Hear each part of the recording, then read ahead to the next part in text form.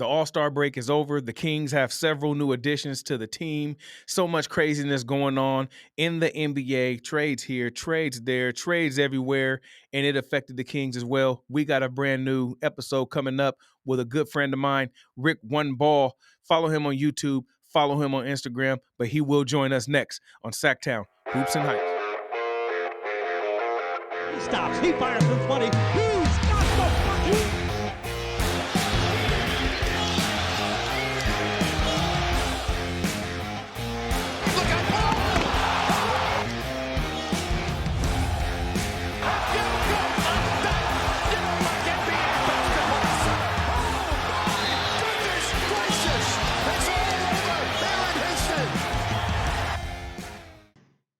What's up, everybody? Welcome to Sactown Hoops and Hype. I'm your host, Carl Thornton Jr. I got a very special guest, a good friend of mine who has been, he's an NBA fan. He's an enthusiast. He is a pop culture, I don't even know what you want to call him, savant or whatever the case may be. I just want to welcome a good friend of mine, Rick One Ball. Rick, welcome to the show, my brother. How you doing? Hey, I'm doing well, man. Thanks for having me so much, Carl. I'm loving the work that you're doing, awesome things you're doing in the community, and I love to hear your analytics and your analysis on the games. You enjoyed it, Yes, listen to. sir. Yes, sir. Yes, sir. Now, Rick, real quick, just for the people that don't know you, number one, go follow Rick One Ball. He's on YouTube. He's also on Facebook. But just give a little insight on exactly who you are and what you do. Oh yeah, absolutely, Carl. So, Carl, my name is Rick One Ball on YouTube, and like you just said, also on Facebook, on both of those platforms. And what I do is I just break down the game as well as anything pertaining to the athletes in the world of sports. Somewhat entertainment, just a little bit, as long as it's still sports related. And I talk about, like I said, anything from the actual breakdown of the game to a little bit of the scandal going on with the players. And I try to make it entertaining enough so everybody can digest it. I don't want it just where basketball heads could come and understand what I'm saying. I try to make it entertaining enough to where it can gain your attention enough to where you can enjoy the content as well. Absolutely. Beautifully put. Thank So you. since you talk about scandals, right? Mhm. This is a Kings podcast, but let's go down to Southern California a little bit. Let's talk about. I really want to get your thoughts on the Luka Doncic Mm. and Anthony Davis trade. What are your thoughts on that, man? Because I got something loaded for that, man. But it's crazy. I just want to hear what you got to say. Yeah, definitely. That's a lot to unpack when it comes down to that trade. I mean, seriously, I'm 35 years old and I can't recall such a crazy trade. Yeah. That type of talent to be mixed around and moved around. And ultimately, from what I felt, like the Dallas Mavericks didn't get a fair shake. They got I don't feel like they got enough for Luka Doncic whatsoever. And Yep. it's always been funny to me when I listen to LeBron saying he had nothing to do with it. He had no idea that it was going to go on. I thought that was very hard to believe. I think LeBron is Yeah. a shrewd operator, and I think that ultimately. The Lakers being the marquee franchise of the whole NBA, when the Lakers are doing well, typically the whole league is doing well, Yep. flourishing, ratings, money, you name it, Yep. the Lakers, baby. So what I feel like is the league has been suffering from a little bit of low ratings when it comes down. Of course, they can't really compete with the NFL, but they've always been able to hold their own on Christmas Day and things like that. But the NFL then took over Christmas Day, and the NFL looked like they said, "We not having it." Luka Doncic, we sending you right to the Los Angeles Lakers. We approving this trade. That's what it looked That's like. great. That's what it looked like. That's what it looked like. What happened to me? Yeah, I mean, if you think about it too, right? There was what was it, about 7-8 years ago, right? The Chris Paul trade, the NBA vetoed that right before David Stern gave up his commissionship, should I say? You know Yes, what I mean? Like yes. this trade to me was just so crazy, and especially for LeBron, right? How you gonna even act like you didn't know this was getting ready to happen, right? hmm This hmm is his agency, right? What Luka Doncic is is he Clutch Sports? He's not, but Anthony Davis is. Anthony Davis is, right? Yeah, hmm so he knew something was going on. You know Yeah, what I mean? Like absolutely. there ain't no way he ain't in the loop on that, man. And then hmm just for like Anthony Davis to have his first game, he going off. I'm here. I'm here. He got everybody all hype, and then Uh-huh. he goes down with a non-contact injury. Hey, So Anthony Davis, right? Anthony, hey, Carl, I have to say this right here. He told him during the press conference after his injury, he said, I had to Uh, show him what Anthony Davis was about, who Anthony Davis was. And he did. He gave you a synopsis, a snapshot into who he really is. He came out the yep. first half, and I think he had 22, 23 points in the first half. And then the Yep. rest, Yep. he went down with that injury, non contact. Oh, my goodness. What a raw deal for the Dallas Mavericks. I'm telling you, man. But the thing is, like to me, they still got a little bit of talent, right? Yeah, They're oh, kind of yeah. injured right now, Mhm. but they definitely got some talent though, right? Like the Absolutely. head of the snake, right? Has to be what Kyrie right now, right? Has to be. Yes, has to You know what be. I'm saying? Hmm. Super talented guard. The only thing I would say about Kyrie is that he never really was. I guess he wouldn't be like that number one, right? He would be. He's the Robin to the Batman or whatever the case may be. Yes. Who is the number one? And when Anthony Davis is healthy, who is that number one? Is it AD? Is it Kyrie? What you thinking? That Now that's a very good question. For me, I have to say Anthony Davis because was able to go to the mountaintop, and even though he was not the Finals MVP when it came down to that bubble championship, He was hooping. A lot of people would argue with you about that whole thing because Anthony Davis played a pivotal role under Mm, LeBron's tutelage when it came down to that championship. Now, of course, you got to give it to LeBron. He's LeBron. But yep. Kyrie Irving, he's always been a Robin to the Batman. Even though he did have a great finals with LeBron as well and won a championship when that game that they both had 41 apiece in the game against Yeah. the Golden State Warriors in the finals. It was a thing of beauty to watch. And so that's a very good question. I'm going to be watching closely to see the real answer to that question. But I would have to say you got to give it to Anthony Davis until he just rules himself out with the injuries. You got Yeah, to. man. And he's like this man, when he's right, man, that dude is right though, Yeah. right? Like he Hmm. has to be like at his position, he has to be close to the top when he's right. You Hmm. talking about somebody that can get you 25 points a game, high rebound totals, right? Hmm. And just like his intensity, his defense, the block shots, clogging up that lane. He can step out and shoot that three. He has a low post game. He got mid range. Like he's your 3 level, like, and then Hmm. and then you just watching him, man. You just like I'm on eggshells for him because Yeah. I just know like at some point, like if he step on somebody's foot, if Hmm. he twists the wrong way, he gonna go down like a ton of bricks, man. Oh, What hey, and another thing that said, Anthony Davis, even though he got traded, and I'm pretty sure he hit his ego really hard, he had Yeah. been asking the Lakers for a center for years. Mm-hmm. And when they did get him a center like Dwight Howard and JaVale McGee, Yeah. it resulted in the championship. The rest of the years after they traded those two, he's been asking for a center. Now he finally got those two centers. Yep. And one of them just went down with ACL sprain. Not Mm. Derek Lightly, but the other one, Stephon Gilmore. I think it's Stephon something. I think it's Gilmore. Just went Yeah. down with an ACL injury, and it's going to be interesting to see how they fare with that. With both of those two Ooh. centers going down to those guys. Yeah, man, and that's an interesting lineup. So have you been able to take a chance or take a look at some of these Laker games? How do you think LeBron and Luca actually mesh down there in LA? Because they pretty much do the same thing, right? Except Yes, LeBron is the athletic version of Luca, right? yes, he is. So you're absolutely right. LeBron and Luka are pretty much the same player, and LeBron has experience with that with Dwayne Wade. There was Mm-hmm. two guards on the wing and really, really top heavy. I mean, you had a center at Anthony, you had Shane Battier, some good Mm. guys that was good in their position, but and Mario Chalmers, but these guys weren't like real all stars. Yep. The two guys were Dwayne Wade and LeBron James, and they fed off each other. And I feel like the same thing can happen with Luca. Luca has superb vision. Dwayne Wade Yes. has, he didn't have the vision that Luca has. So I feel like he's going to match up like Dwayne Wade, and he's just going to substitute the athleticism for the court vision. So I feel You like know. this is, Mhm. Oh, go ahead. I'm sorry. I feel like this is going to be a match made in heaven. I feel like this Yeah. could be very beautiful.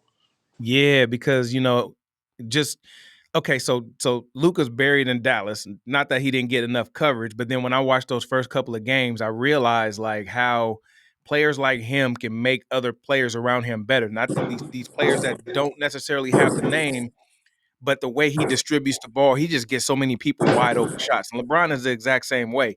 So you Hmm. got two guys that play exactly the same way. I guess one's a little more. Well, LeBron ain't as athletic as he was, but you know what I mean. But they make everybody around them better.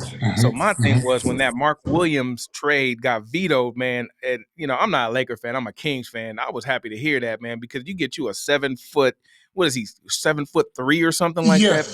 7-3. Crazy Yeah. dude. Like, where has this dude been? You know what I mean? And then for them to like pick this dude out, you know what I mean? And it's very Laker like anyway, for them to just find somebody that come in and just makes a difference. I was Hmm. happy it got vetoed, but man, if that dude would have went to the Lakers, I'm talking championship team. That would have been, hey, let me tell you something. Like you just said, where's this dude been? Buried in Charlotte is where he's been. And nobody Yep. knew about to be honest with you, I had no idea about his existence. First of all, Yep. he's injury prone. He's been in the league about 3 years, but he missed about 35% of his games due to Yep. injury. And so I haven't heard anything about him. But when you look at the physical specimen that he is, when he puts his arms up, he's 9.5 and he can dunk effortlessly. That would have been a disaster for the whole Western Conference. Yes. Oh my God. That could Dude, have been the NBA just stepping in like David Stern did. Like, we just can't do that we one, man. Because that can't, man, oh my God, we man. can't do this. So and the reason why it didn't happen was interesting when it came down to the physical, which means ultimately Charlotte's going to find themselves in a world of trouble when it comes down to uh, integrity, and when it comes down Yep. to future trades. Yep. You can't try to sell people lemons because that's ultimately what they try to do. You can't do that. You can't do that. Yeah, so this is going to be interesting going forward for Charlotte for sure. Try to try to sell him. Mm-mm, you can't do that. Charlotte in the business of selling lemons. That's funny, man. All right, so let's talk a little bit more because I mean, by the trade deadline, man, there was so much movement going on. Right? Let's Hmm. talk about let's move a little bit up north. Let's talk about the Golden State Warriors Hmm. picking up Jimmy Butler. Mm. What do you think about that trade?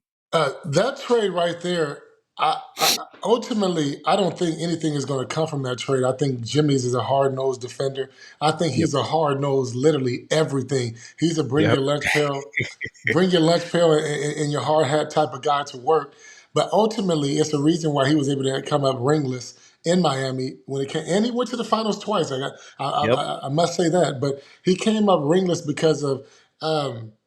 He's not a pure scorer like a Kevin Durant.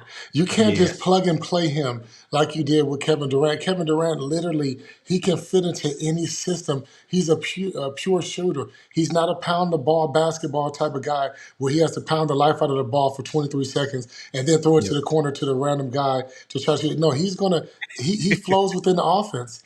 And Yeah. about Jimmy Butler, he's just going to do everything he can as far as elbow grease is concerned. But as far as pure talent, he doesn't have that pure talent. So I don't expect them to do anything but probably maybe make a play in. They might make a Yeah. play in. I don't see them getting a true playoff spot in the position of the 1 through 8 seeding. No way. No way. Yeah. Not as No, stacked I as the agree with West that. is. Hmm. Yeah, for real. I agree with that too because you think about let's take a look at the last time the Warriors won that championship, right? Hmm. Hmm. And you look at Andrew Wiggins. To me, if they didn't have Andrew Wiggins, to me he's a scorer. You know what I mean? Yes. Like he may not be the he may not have that killer instinct or things like that, but he does it. He goes about it in a different way where he doesn't take up as much space as Jimmy Butler does. To Yes. me, Jimmy Butler takes up a lot of oxygen, man. Like he Hmm. takes up a lot, and on top of that, every place that he's been, he's caused some sort of a ruckus whenever he's done, he's done. You know what I mean? Yes. Whenever he's done, he's done. And to get this guy at this point in his career, right? Yes. Hmm. Where I think the playoff Jimmy thing, I think it's a real thing, but you got to get to the playoffs, number one, and you got to stay healthy, which he hasn't been able to do for the last few years. Yes. And Jim, I wish I can get a camera in there because I'm predicting, I'm saying it right here, man, that Draymond Green and some Jimmy Butler, man. Look, man, look, I want to get me a camera in there, man, because I know at some point, you know what I mean. I Oh yeah. know it's gonna blow up for sure, man. Hey, I think you bring up some very valid points when it comes down to Jimmy Butler's unceremonious departures everywhere he goes. It's something to be said about when that relationship goes sour. He lacks the Mhm. professionalism to be able to do what Andrew Wiggins just did and just get out of there and just professionally get out of there. Everything has to go sour when it's time for Yep. him to leave, or if you're not stroking his ego or things of that nature. And so Steve Kerr is going to have his hands full with dealing with those egos. Jimmy Butler just said the other day that there's no bigger dog barker, a barking dog than Draymond Green. He said, but he said in a good way. He said in a good way because he just rounds the troops up and he knows what he wants and he wants to win. But I think Jimmy Butler in his heart of hearts means what he says. Draymond does a lot of barking, and if he starts barking at the wrong time, he's potentially barking up the wrong tree. And Yeah. everything is they would have wasted 2 years, $120 million because they just Ooh, signed him to a wee. 2 year off the bat contract. You know, he was looking for $60 million a year. Man, Hmm. I don't see how somebody that just did all that Hmm. signed for that much money, right? Hmm. Like, if you just Hmm. look at his track record, man, again, like you said, unceremonious, man. Like, that's real though, man, because like Yeah. how you gonna get somebody that much money that caused that much ruckus every time they feel, every what how long was he in Miami? 3, 4 years? 4 years, right? 4 years, 4 years, 4 years, finals yeah, yeah, yeah. appearances. Yeah, and then I don't know how long was he in Minnesota? 2 years? 2 years. 3 years? No, he was 2 years, yeah. So And and then he then was in Chicago was Chicago. both. 6, right? Was it Yes. 6? Because he was in Yeah. Chicago when he had just a little mini flat top, you know Yeah. what I mean, little haircut. That's how I judge it off with the players. I'm able to gauge the timeline. But yeah, he was in Chicago for a while. Yeah, and some of the antics too that he does during media day when he come in with the perm laid to the side with the fake lip ring, man. Like, come on, man. Like, what are you doing, bro? Like, I think they're gonna be looking at him a little bit weird, this next upcoming year when he start pulling some of that weird stuff, man. But, Steph Curry has found something, man. And I'm not a Warriors fan, but Hmm. I am a fan of that dude, man. Just because number one, he transcended the game. He got everybody wanting to shoot off the dribble threes and half court threes and pull up Hmm. threes. You know what I mean? Like, Hmm. what's your opinion on Steph Curry? And then number two, I guess, is like, what do you think he goes down in the history book? Do you think he actually hurt the game, or do you Hmm. think he made the game better? Okay, so when it comes down to Steph Curry, I think that you will be robbing yourself of television gold and also an experience if you're just saying you're a LeBron guy and you can't appreciate the greatness of a Steph Curry. Yeah. I've had to get out of my head a long time ago because I am a huge LeBron fan first. But you can't help but to look at this young man Uh-huh. coming out of the University of Pacific, wreaking that much havoc that he's been doing. He's been doing that since he came into the league, and you have to give him his props and give him his credit where it's due. And the finals appearances and everything, and the championships, the MVPs, those speak for themselves. I think with Steph Curry, you can't look at him like you do with like Kobe, LeBron, or Michael Jordan, just because the finals MVPs argument and as well as the sometimes it looks like backseat. Like at the end of the day, he's just a 3 point shooter, even though it sometimes appears like he's more than that because of the magnitude of the games and they're winning championships. But ultimately, it's a reason why he was able to go down to the Hamptons, him and Draymond, and go persuade Kevin Durant to come on to Golden State. And Draymond and Kevin Durant won those Finals MVPs because Yep. ultimately it all rolls and shown on Kevin Durant's shoulders. So you have to really look at those 2016 finals and when LeBron won those MVP, won that finals and that championship. And you have to understand the Warriors were in a desperate place. They had to go get Kevin Durant the 2 years prior because a lot of people don't talk about when LeBron lost the finals to the Golden State Warriors. Kevin Love was out, Kyrie Irving was out, but nobody gives LeBron that type of pass or that type of credit. But all they're going to do is say Steph Curry won it. So for me, in the history books, I feel like you got to put him, if not 10th, you got to put him right outside the 10th. And I got a host of players that I will put before him. Just based off of that, you have to be the guy for me to Yeah. put you in that top 10. That's just my estimation. Yeah, and if you really take a deep dive into these championships, man, they just had guys that put a lot of pressure on the defense, right? Like, you Hmm. talk about tough shot makers. Historically, the toughest jump shot makers that you can possibly imagine. Klay Thompson and Steph Curry. Like, when the game's on the line, or when they need a tough shot, man, fading out of bounds, Oof. 4 point play type of thing, right? To Yes. me, that can never be duplicated because you are never going to get two. really tough shot makers like that. I guess Luka and Kyrie had that, they had that similar type of feel. That's why they ended up going to the finals, along Yeah. with some of the other guys that were there too. Hmm. But just the ability to hit these tough shots, man, is the reason to me why they went as far as they did, as many Hmm. times as they did, because they put so much pressure because you just can't stop one. And Curry has really good court vision as well, man. He does. And he's like I don't know, man, but he's definitely must see TV, man. And like you said earlier, you'd definitely be robbing yourself if you didn't try to get the opportunity to watch this dude Yeah. before he retires, man, because he's electric, man. Like Yes. it's just some of the things that he does, man, is just I just tip my cap. Sometimes you just gotta, Uh-huh. I seen him break down great defenses. You know what I mean? And hit a three from 35 feet, nothing but net while he walking, the ball still in the air and he walking back. You know what I mean? So yeah, I think you're right. I think he probably sit right outside that top 10. I think Yeah. definitely a transcendent player. Do you think, the way he kind of, like a Trey Young, right? Like that Hmm. style. I don't think there's going to be a whole lot of those type of players. I think Uh, he's a flash in the pan type of thing. It was great while it lasted, but I uh, think at some point basketball is going to come back to his roots. and I 1,000,000% agree with you. I feel like the flash in the pan. I feel like it was the perfect timing for him. I feel like he capitalized on a time when basketball needed him. But ultimately, I don't think teams and general managers are looking for the next Steph Curry or Trey Young, because it's such a high risk, high reward, or sometimes high risk, low reward. I think Steph Curry did destroy the game of basketball, and I mean that in the most respectful way possible. I believe he destroyed the game of basketball, and to his credit, he changed the game, and he got a lot of people taking terrible shots and making the basketball unwatchable. And so, Yep. so it's definitely a catch-22 with Steph Curry. Yes, he's transcended. Yes, he belongs in that argument. Like I said, far as out of right at the top 10 or maybe 11th. But he destroyed the game of basketball. There's no Yep. question about it. Yep, because you got players that follow him like a Jordan Poole, right? Like he's unwatchable to me. I'm Like I watching. cannot, I can.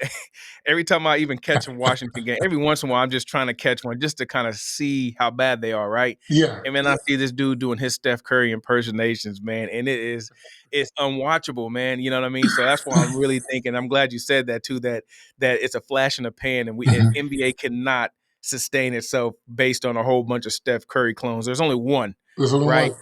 You know what Yes. I mean? But then like you take a player like a Michael Jordan, right? Hmm. Where there's several variations of him, right? Like we Yeah. see it right now with Anthony Edwards, which I think that's his son. Man, that dude looks exactly like him. Whatever. We'll talk about that a little bit later. But you know what I mean? Like the game, the Kobe Bryant's, right? Where he passed the mantle to Kobe, and Uh-huh. Kobe pretty much had like almost every single move, from the way he walked, the way he talked, the way Yeah. he was on the court, you know what I mean, was a mirror image, and it worked, got him Yeah. 5 championships.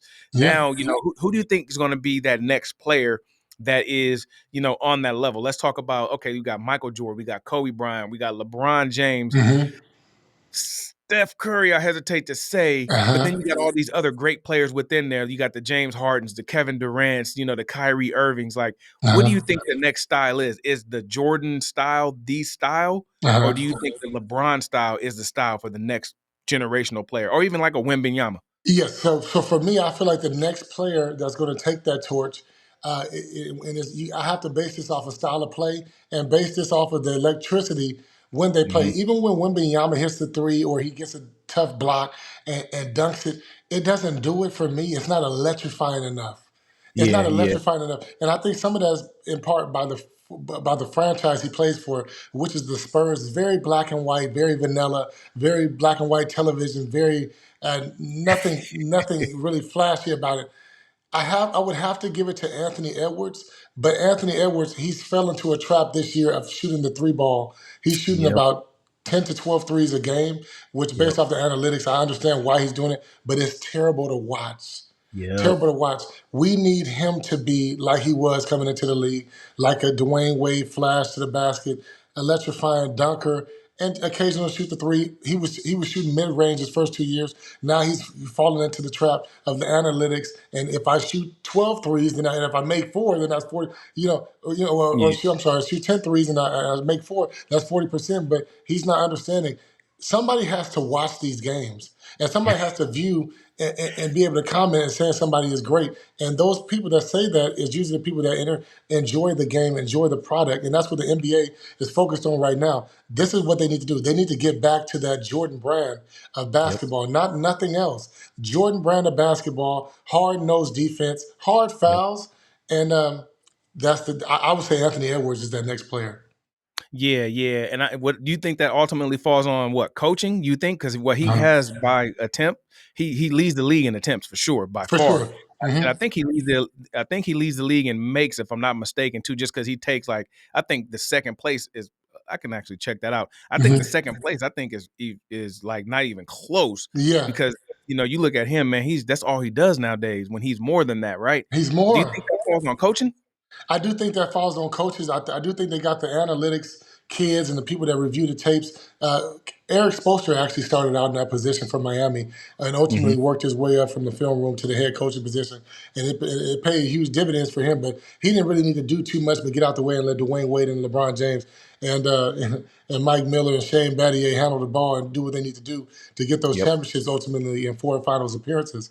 But I do feel like it falls on coaching, and I do feel like it falls on the actual analytics. And that's what they are telling the coach. Because sometimes the coach is nothing more than a face. You look at the Yeah. situation that just occurred in Dallas, and they're telling me and telling us that Jay Kidd didn't even know about the Luka trade coming down the pike. He's literally sitting next to the general manager who's sitting there telling him Jay Kidd knew nothing about this trade. So that shows me, if that was true, that shows me that the coach is nothing more than a face. So it has to Yep. come down from the bottom, from the top to the bottom. Yep, and that's scary to think about too, because you think about a leadership position, right? And you think about the NBA, the players make far more money than the coaches do, right? How Yes. can you put yourself in a position to be a coach that don't make as much money as these players and have Mhm. this authoritative type of, um, I guess, control over these players? Like, most of the Uh-huh. time, it's not going to work. And if he did know about it, man, we have a We much bigger problem than we can possibly imagine, right? Absolutely, absolutely. I completely agree with that. I do feel like just piggybacking on that trade one more time. I do feel like you couldn't have asked for a better thing. I know Luca was hurt initially, but you couldn't Hmm. have asked for a better situation to be in Los Angeles, California. The Wonder Boy is what they were calling them back in Slovenia, in his hometown. And I mean, my God, now you got this media market circus.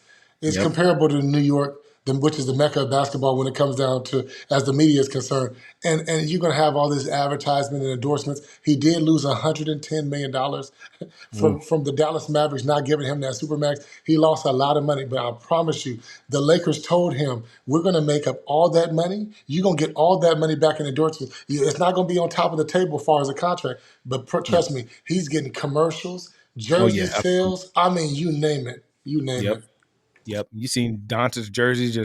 I'm pretty sure he probably is going to have the number one selling jersey here by the time, I don't know, in the next month or so. You'll see the numbers. They'll come out to be. He'll be leading in jersey sales for sure. Like, I I have agree. no doubt. Yep. So let's go a little bit up further north. Let's go over here to our Sacramento Kings real quick. So, Mhm. who traded De'Aaron Fox, which was their best player on the team at the time, which is, to me, is up for debate, because I think Sabonis will really have something to say about that as far as consistency wise.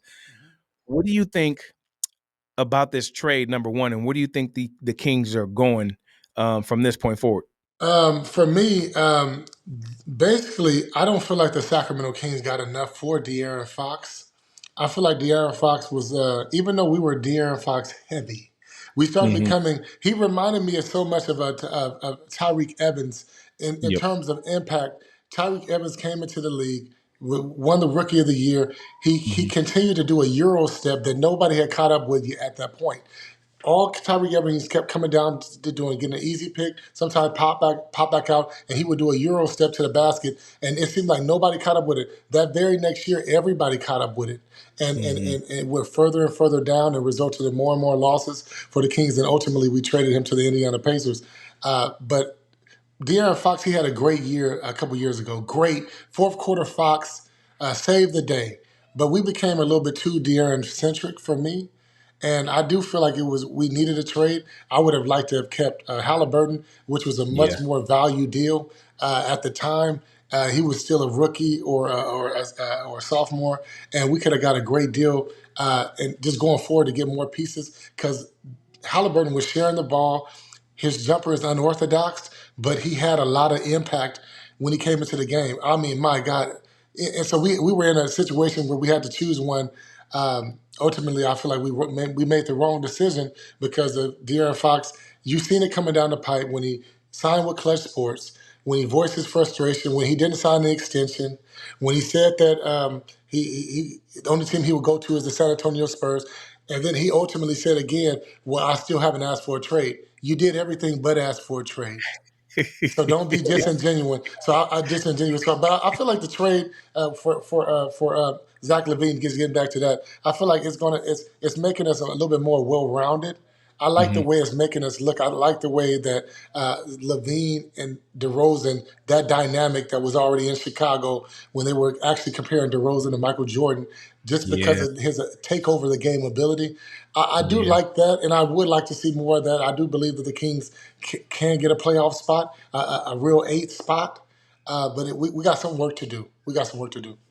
That's funny you make that comparison between DeMar DeRozan and Jordan. And I don't like to make the comparison. I'm usually scared to do it, but I'm glad you said it. I didn't have to do it, right? Yeah. Because like you look at some of those games that late, man, that dude, like, you take a look at those last couple of games, and not the last game in New Orleans. We're gonna watch that DeMar DeRozan away, because that right there, man. We'll talk about that a little bit later. That cannot happen no more. But you talk about the game before, and then even the game. Who did they play? Was it Dallas, when Dallas. he just went nuts, man, Yeah. in that fourth quarter. You talk about the turnaround, Jay. And the thing about his shot is, Jordan had the fade away. What DeRozan has perfected, he doesn't actually fade away. He Hmm. turns and makes you think he's fading away, but he just jumps straight up Straight up. and you foul him, right? Yes. But Hmm. he's getting buckets though, man. Yes. Like man. So I'm glad you said that, man. And to me, I think you're exactly right. I think they can get that eighth spot, and I'm hoping that after this All-Star break that I know they're going to get a couple of practices in, but I'm hoping that what my just being around this game as long as I have and Hmm. just studying players the way I have, I see something that can really be special with Levine, with Yes. DeRozan, and then Uh-huh. you throw in a Malik Monk. Now, this is a touchy subject for a lot of people. What do you think about Keegan Murray? Oh, Keegan Murray, I think he's a first of all, he's a fan favorite. He's Hmm. so fun to watch. I think that he's electric. I think he's unafraid of the moment. I think that even when we went into the play-in tournament, which we should have won against the Golden State Warriors, Keegan Murray was just unconscionable with the threes that he was shooting. It's like he Yep. wasn't even aware that it was such a big game. So I just love his grit and his grind and his ability to not be afraid of the moment. And I love his height. I think he's up there when it comes down to impactful players. I feel like he's actually might be the key to Yeah. everything.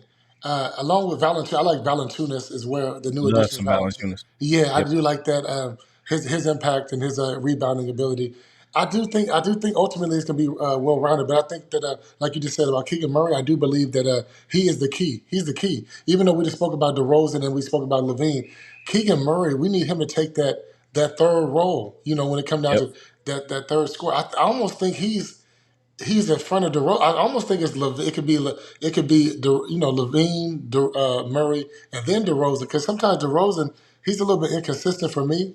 Yep. When it comes down to it, and he doesn't have the body physique like a Keegan Murray. Keegan Murray can get in there and get some easy buckets sometimes in the paint.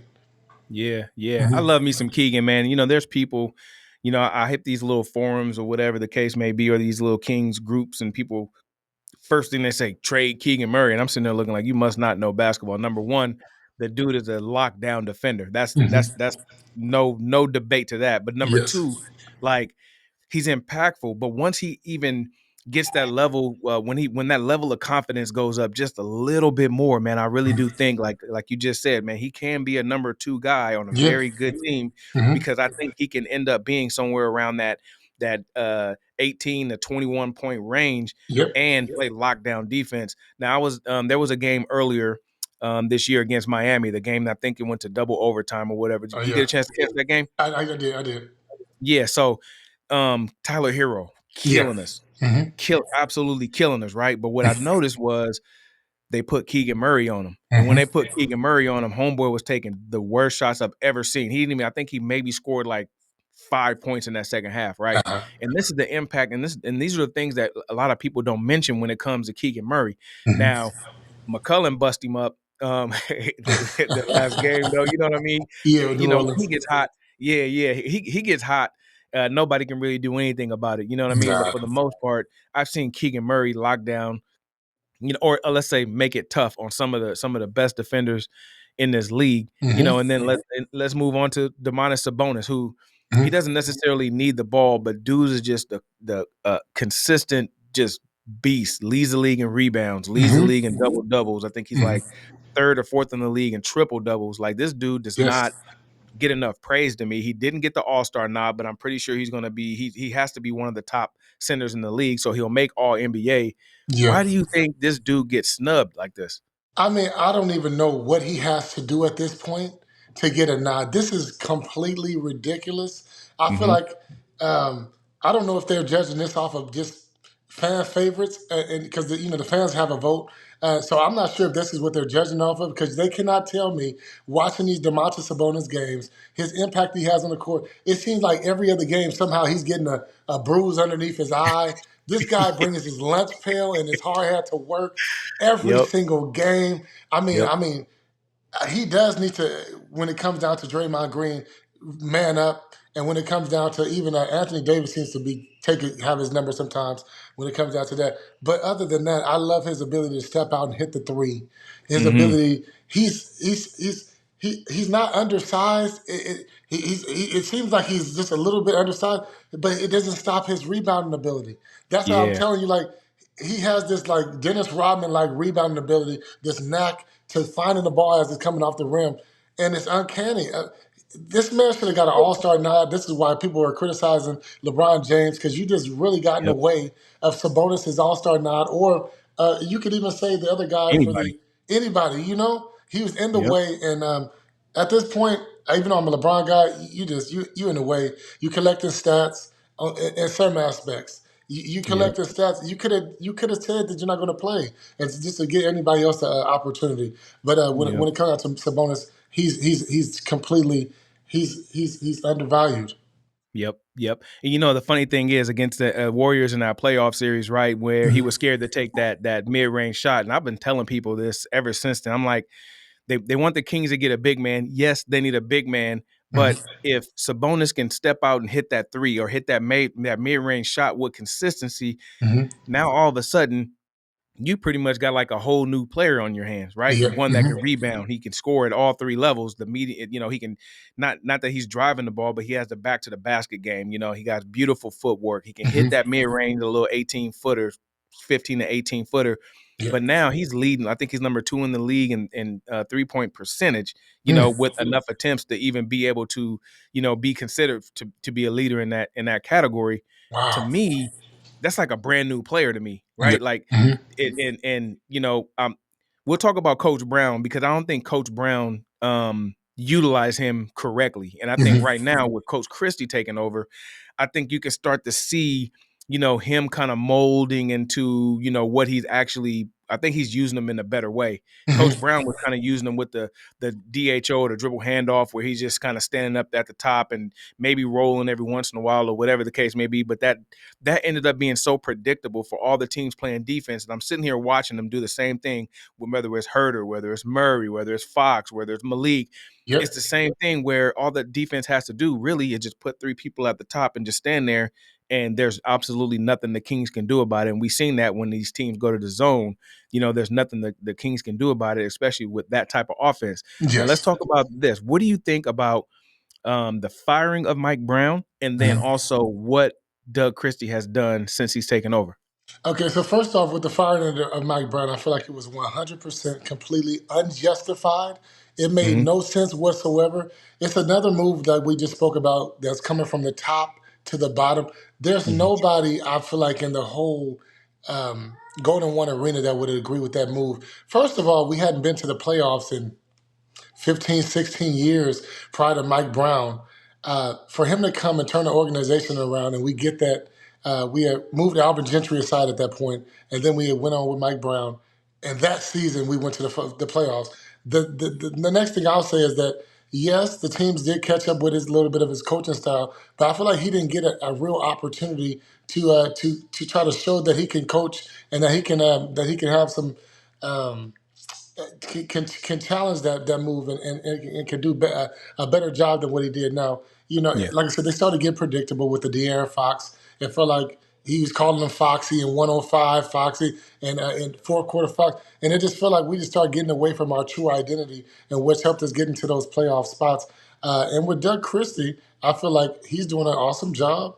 I feel like he, the locker room respects Doug Christie. He's a former Sacramento Kings, a real gritty defender. Um, I feel like I feel like it's not more about Doug Christie's coaching more than it is. It's already a ready-made product. The team is still a good team. You know, it's still a good team. I love that they want to play for Doug Christie, but I just don't know how long that will last. Just like even with Mike Brown, and, he Hmm. started eventually losing their ear in the locker room as well. So with that, it's almost like it's like a new relationship. You know, it's so fun and exciting in the beginning, but I don't know if he has that stick to Yeah. itiveness, that aggressiveness, that demand the excellence in the locker room that we need, even though he is a former king. And that pains me to say. Yep. No, I hear you, and I definitely understand now. So since De'Aaron Fox has left, the Kings are looking for a new leader, right? Hmm. Hmm. Um, to me, when Christie took over, I think it was apparent who the leader was, and it wasn't anybody on the floor. It was him and his style that he wanted to implement with the coaching. But now we're going to need a leader on the floor. Who do you Yeah, think that player is? that player on the floor. Um, I just don't believe. I really want to say, even though he doesn't do it with the demeanor, I want to say Keegan Murray. Because the Hmm. Keegan Murray, like we was just speaking about, all the attributes and all the things that he possesses that can win us a game, the skill set, the vision, the three ball, he's big. He dunks the ball at will. I mean, I think people underestimate how tall this guy is. This Yeah. dude is tall, and this dude dunks effortlessly. So I really want to say, even though he reminds me like a Kawhi Leonard with his demeanor, I believe that he can do it. He has a very quiet look, but I believe he can do it because DeMar DeRozan. Let's be serious. He's older now. Let's be serious about this. I don't believe that his ability to get us out in front. Like DeMar DeRozan, I trust his mid range ability, but I don't believe that he has multiple ways that he can get a bucket. Sometimes you Yep. got to be multifaceted when it comes down to these playoff games because they know what you do well. They know what you're gonna do. They know Absolutely. what you're gonna. So I just feel like King Murray is the more of that wildflower that people haven't really figured him out yet. He's still very young.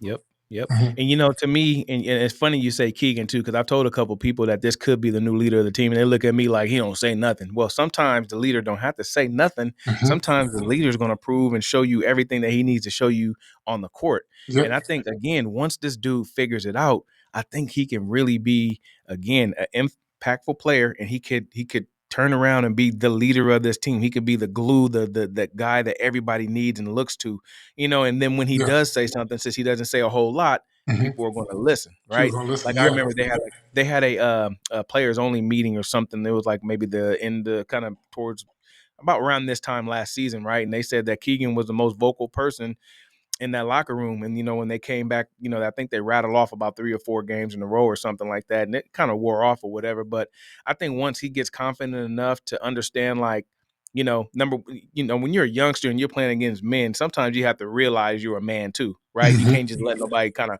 push you around no more. Sometimes you have to realize, like, hey, I have a voice too. I can do this too. I can do exactly what you can do, but I can do it better. I think once he figures that out, when he's about what, 25 years old, Yeah. I think I 25. done yeah, I don't think even like when I was playing my in my basketball days or whatever, I didn't realize I was a man probably until somewhere around there when some older dude tried to push me around. And then I realized like, okay, I'm about to push back. And I realized I was stronger than him. You know what I mean? Then I started to dominate. And sometimes that's all they need to do is just realize like I'm not about to be pushed around no more. Yeah. I'm about to push back. hmm And then you see the results and you're like, oh, okay, I got this now. And I think Yeah. Keegan Murray can definitely be that dude for sure. Yeah, absolutely. I can 100% concur. And when you speak about like what you just spoke about, once you finally realize it, like I always say, right now, if you took us and put us right back into elementary ball, obviously in our elementary body, and we had the mind that we have now, oh, Yep. it's Yep. a wrap. Once you realize your ability and what you can do on the court, Yep. nobody can stop you. Nobody And can I think stop you. that's what separates some of the great players from some of the shoulda, coulda, wouldas because these great players they tend to cater to what they can do a lot more rather than trying to be this all around type of whatever when it just don't work, right? Like let's take a look at LeBron when he first came in, man. The dude was a freight train. The only thing he did was get the ball and he just went to the basket, man. He just finished. He was a finisher, finisher, finisher. Yep. Some of the best highlights, by the way, I just seen the LeBron James like mixtape highlight. Man, just the most amazing. You know what I mean? Like Oh I don't know. yeah. I'm sure if you caught that video, man, but man, it's like dude was amazing. But you think about somebody. Let's take a look at Luka Doncic. Man, he just kind of caters to what he can do. He's not the fastest. He's not the biggest, but he's strong. He caters to that. But Uh-huh. he also has the craftiness. He's really crafty in ways, man, where he can just the things that he practiced. It just caters to his craftiness. You look at Yes. Kyrie Irving. The dude has handles, man. He just uses his handles. He's really crafty, like super crafty, super shifty, and he can finish at the basket, and he can just ultimately just super crafty dude. Super. Yeah, and I think if Keegan Murray actually figured that out, and I hope he does, hmm because you see flashes, You do. of this dude when he's the little step back, one legged fadeaway. When he's going to the basket, he can finish with either hand, like you said. Yep. He can go in there, he can dunk the ball. hmm I think once he gets just a little bit stronger, once he gets a little bit meaner, maybe somebody just in the locker room just slap him around a little bit. You know what I mean? Just pop, pop, pop it and send him out there. You know what I mean? Just kind of Yeah. make him mad. Man, I think that dude can be. I think he can be. I think he can be something special, man. Hey, and I have to say this too, just piggybacking what you're saying off Keegan Murray. Like you just spoke about earlier, all those things that you just mentioned, along with Mm-hmm. that defense, this man is long on the perimeter. He can really be bothersome for your top player on the opposing team. Keegan Murray, like I said, he has every tool in the toolkit, and like you said, he just needs somebody to really upset him or bring him. But I think he's going to naturally get into that role because this is what we need from him. We need from him. I think with Zach LaVine, as Yep. everybody always said, he's a dunker. He can hit the three ball, but it Mm-hmm. ain't nothing of the level that he needs to be shooting 12 threes a game. Yeah. You know Yeah. what I mean? Yeah. He's a dunker, and DeRozan is a mid ranger, and Keegan Murray, this dude is a multi-level scorer. That's why I give him that nod, and I truly mean that. Yeah, absolutely. Yes, sir. All right, let's talk about this. One of the Kings' latest pickups. We talk about Markel Fultz. hmm Now, when he came out, he was a former number one overall pick by Philadelphia. He was part of the process, or whatever the case may be. He comes out. He has this shoulder issue, and I'm not sure if you've seen the videos of him shooting, but it looked painful. You know what I mean? Like the mechanics, the hitch, the whatever the case may be. yeah. They ended up trading him a year and a half after drafting him. He goes to Orlando. He has what I would like to call a semi-resurgence. I think he's more talented than people are giving him credit for. What do you think he's going to do when he starts to get on the floor for the Kings? Yeah, so I did see some flashes of, like you said, I love the way you just put that semi-resurgence. I did Mm-hmm. see some flashes from Markel after being in Philadelphia, where he completely, everybody wrote him off, and rightfully so, after that injury. Even though he was a high recruit, a high pick, he didn't live up to expectation. And Joel Embiid is still not living up to expectation with this quote-unquote process. Yeah. So Markel did do a good little job for himself when it comes down to marketing himself and to get another contract or another opportunity while he Mm-hmm. was in Orlando. But ultimately, with Markel, I just feel like he's going to regress back to the mean. I, Mm-hmm. I don't feel like he's going to. He's going to wow anybody. I just feel like he's going to regress back to what we already know him to be from Philadelphia. He's injury prone at this point. He's missed too many years, too much of his career, and I don't think that it was enough practice, enough doing the things that he does well, or doing enough things to develop a real. I don't even know what he does well. I think he's going to regress back to the mean. You know. Yep. Yeah, Mhm. yeah. And when I look at him, I see a player that has all the potential in the world, right? I see a player that if he did develop a jump shot, this dude could be a triple double threat, not on every night, but he can threaten to be he can give you some high assists. He's a bigger guard, got a 6'9" wingspan or whatever the case may be. He has great court vision, and I definitely hope that, since the Kings don't have, a traditional point guard, I hope that he can really come and, not that he has to score, but sometimes we have enough scores on the floor that Mhm. they just need the ball. Maybe he doesn't have to come up and put, 20 points up or nothing like that. I think he can be good if he's able to just distribute the ball to the guys that are really open, because with the DeMar DeRozan, when he just pounds the ball, pound, Yeah. pound, pound, pound, pound, pound, five people on him, he turn around, shoot, brick, whatever the case may be. I think they need a general. Not even, I don't even know if I'm going to call him a general. I'm just going to call him a point guard. They need a Mhm. point guard to bring the ball up and hit the open person, for God's sake. I've seen too many people just sitting in the corner. I've seen Keegan Murray sitting in the corner. I've seen Zach LaVine sitting in the corner. I've Mhm. seen I've seen Malik Monk look him off. I've seen DeRozan look him off, and I Mhm. think that's just because we don't have like a pure point guard on the court. Yeah, the reason why, and I do feel exactly where you're coming from when it comes down to, because you're just speaking about what he's shown. He's shown some flashes when Mm-hmm. it comes down to that core vision. Ultimately, when I look at what the Kings want to do with him, what you just said, that point guard role, which we understand that, it's a tendency to sag off of players that can't hit the open range or not hitting it consistently enough. So Mm-hmm. sometimes even when you want to come down and you want to hit the open man, or you really want to pass it to a spot. Sometimes with the NBA, they pass it to a spot, they expect you to be there, like the NFL. And if you can't show that you can be a triple threat player, pass, dribble, and shoot, uh, we just sag off of it. We just sag on off, and we play the passing lanes, and that's why Yep. I feel like ultimately he'll regress back to the mean. I'm hoping. I want you to be right. I want him I to hope. be able to, because he has a good looking body. Like, he got a nice, strong frame to where I would love for him to be that guy for us, for the Sacramento Kings. But I'm going to watch closely for sure. Yes, sir. Yes, sir. So we're getting ready to wrap this thing up, man. Look, I told you we have 51 minutes, man. Like Wow. I This, hey, told this you, is, man. It goes fast, right? yeah, it goes fast. This was awesome. Yes. I'm telling you, man. I really enjoyed myself, man. You got any predictions for the Kings for the remainder of the season besides the playoff? What do we think they're going to look like? So for the Kings, man, I think that ultimately we're gonna come into our own when it comes down to understanding that Valanciunas, he's already been proven that what he's about, which is crashing the boards. He's not a real glitz and glamour guy where he just wants to shoot the ball and wants all the glory. He wants to get out there and get dirty and get those rebounds. I think Zach LaVine is gonna. He's already familiar with DeMar DeRozan, like I said, with the way he plays. I think that right there is going to click. I think Malik Monk. Mm, He's great. I just don't know if they can. Are we gonna start him? I don't know if they're gonna continue to have him be a sixth man. I feel like he's worthy of starting the way mm-hmm. he plays, but I know we need him. That energy spark like a Bobby Jackson coming out the bench. Mm-hmm. Um, I feel like we're gonna obviously get into that eighth spot. I'm hoping, and I know we will. And after that, I feel like we can make some noise going against OKC. Mm, That'll be mm, tough. That'll be a tough. mm, mm. That'll be a tough challenge for sure. But you just got to be unconscious out there with those young guys.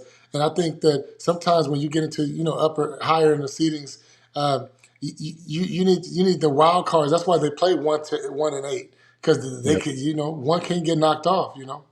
Yep, yep.